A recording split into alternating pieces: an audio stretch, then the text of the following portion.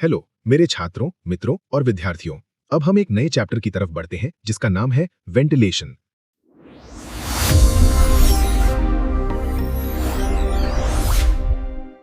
Ventilation.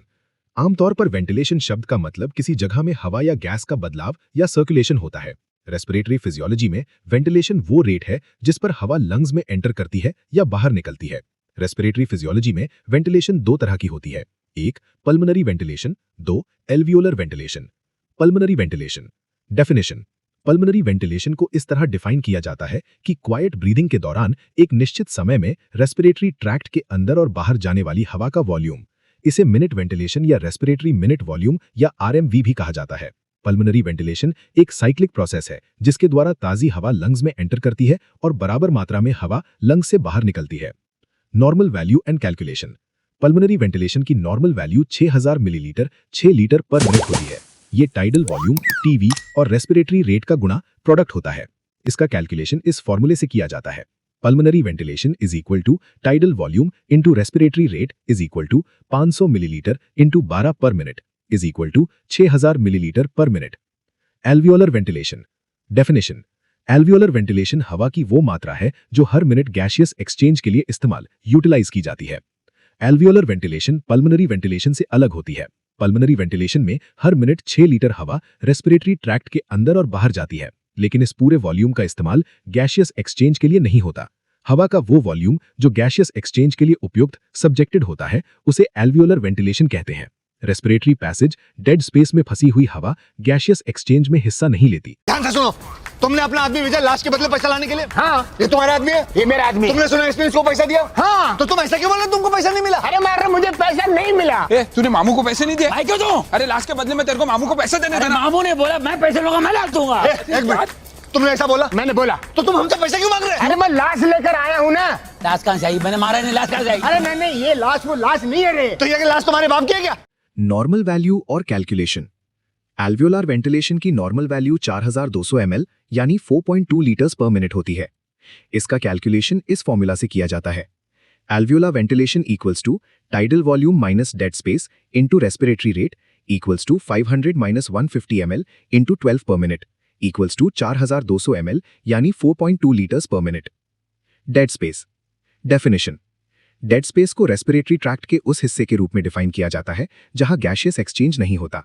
Dead space में मौजूद हवा को डेड स्पेस एयर कहा जाता है। Types of dead space. Dead space दो तरह का होता है, 1 anatomical dead space, 2 physiological dead space. Anatomical dead space.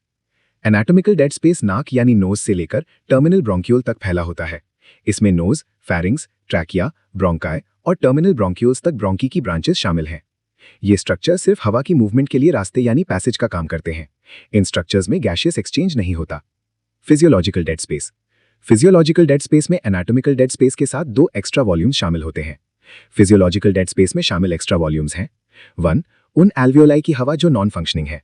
कुछ रेस्पिरेटरी डिजीजेस में एल्वियोला मेम्ब्रेन की खराबी या डिस्ट्रक्शन की वजह से एल्वियोलाई काम नहीं करते। 2 उन एल्वियोलाई की हवा जिन्हें पर्याप्त यानी एडिक्वेट ब्लड फ्लो नहीं मिलता। इनएडिक्वेट ब्लड सप्लाई के दौरान गैसियस एक्सचेंज नहीं हो पाता। इन दोनों एक्स्ट्रा वॉल्यूम्स को आमतौर पर वेस्टेड वेंटिलेशन माना जाता है। वेस्टेड वेंटिलेशन और वेस्टेड एयर। वेस्टेड वेंटिलेशन हवा का वो वॉल्यूम है जो फिजियोलॉजिकल डेड स्पेस को वेंटिलेट करता है। वेस्टेड एयर उस हवा को कहते हैं जिसका इस्तेमाल गैसियस एक्सचेंज के लिए नहीं होता। डेड स्पेस एयर को आमतौर पर वेस्टेड एयर माना जाता है। Normal value of dead space. Normal dead space का वॉल्यूम 150 ml होता है। नॉर्मल कंडीशंस में physiological dead space anatomical dead space के बराबर होता है। इसका कारण यह है कि नॉर्मल कंडीशंस में सारे एल्वियोलाई काम कर रहे होते हैं और सभी एल्वियोलाई को एडिक्वेट ब्लड फ्लो मिलता है। रेस्पिरेटरी डिजीजेस के दौरान फिजियोलॉजिकल डेड स्पेस बढ़ जाता है जो पल्मोनरी ब्लड फ्लो या एल्वियोलाई को प्रभावित करती हैं। Measurement of dead space nitrogen washout method. Dead space को single breath nitrogen washout method के जरिए मापा जाता है। सब्जेक्ट पहले कुछ मिनट्स तक नॉर्मल तरीके से सांस लेता है, फिर वो अचानक प्योर ऑक्सीजन की एक गहरी सांस यानी इनहेलेशन लेता है। ऑक्सीजन डेड स्पेस यानी एयर पैसेज की हवा को रिप्लेस कर देती है, यानी डेड स्पेस एयर में अब सिर्फ ऑक्सीजन होती है और ये बाकी गैसेस को एल्वियोलाई में धकेल देती है। अब सब्जेक्ट एक नाइट्रोजन मीटर के जरिए सांस बाहर छोड़ता है यानी एक्सहेल्स करता है। नाइट्रोजन मीटर एक्सपायर्ड एयर में नाइट्रोजन की कॉन्सेंट्रेशन को लगातार यानी कंटिन्यूअसली दिखाता है। एक्सपायर्ड एयर का पहला हिस्सा रेस्पिरेटरी ट्रैक्ट के ऊपरी हिस्से या एयर पैसेज से आता है जिसमें सिर्फ ऑक्सीजन होती है। एक्सपायर्ड एयर का अगला हिस्सा एल्वियोलाई से आता है जिसमें नाइट्रोजन होती है। अब नाइट्रोजन मीटर नाइट्रोजन की कॉन्सेंट्रेशन दिखाता है जो तेजी से यानी शार्पली बढ़ती है और जल्द ही एक प्लेटो यानी स्थिर स्तर पर पहुंच जाती है। नाइट्रोजन मीटर से प्राप्त डेटा का इस्तेमाल करके एक ग्राफ प्लॉट किया जाता है। इस ग्राफ से डेड स्पेस की कैलकुलेशन की जाती है। फिगर 122.1। ग्राफ में दो एरियाज होते हैं, एरिया विदाउट नाइट्रोजन और एरिया विथ नाइट्रोजन। ग्राफ का एरिया एक प्लानीमीटर या कंप्यूटर द्वारा मापा जाता है। Area without nitrogen dead space air को दर्शाता है। इसका कैलकुलेशन इस फॉर्मूला से किया जाता है। Volume of dead space equals to area without N2 upon area with N2 plus area without N2 into volume of expired air. उदाहरण के लिए एक सब्जेक्ट में area with nitrogen equals to 70 square centimetre, area without nitrogen equals to 30 square centimetre, volume of air expired equals to 500 ml, dead space equals to 30 upon 70 plus 30 into 500, dead space equals to 30 upon 100 into 500 equals to 150 ml। Ventilation perfusion ratio. Definition. Ventilation perfusion ratio alveolar ventilation और alveoli को perfuse करने वाले वहां से गुजरने वाले blood की मात्रा के बीच का रेशियो है। इसे VA/Q के रूप में दर्शाया जाता है। यहां VA एल्वियोलर वेंटिलेशन है और Q ब्लड फ्लो यानी परफ्यूजन है। Normal value and calculation. Normal value ventilation perfusion ratio की लगभग 0.84 होती है। कैलकुलेशन। एल्वियोलर वेंटिलेशन को इस फॉर्मूला से कैलकुलेट किया जाता है। Ventilation perfusion ratio is equal to alveolar ventilation upon pulmonary blood flow. अब alveolar ventilation is equal to tidal volume minus dead space into respiratory rate is equal to 500 minus 150 ml multiplied by 12 per minute is equal to 4200 ml per minute. Blood flow through alveoli यानी pulmonary blood flow is equal to 5000 ml per minute. इसीलिए ratio is equal to 4200 divided by 5000 is equal to 0.84। अरे मुझे चक्कर आने लग गया अब। Significance of ventilation perfusion ratio.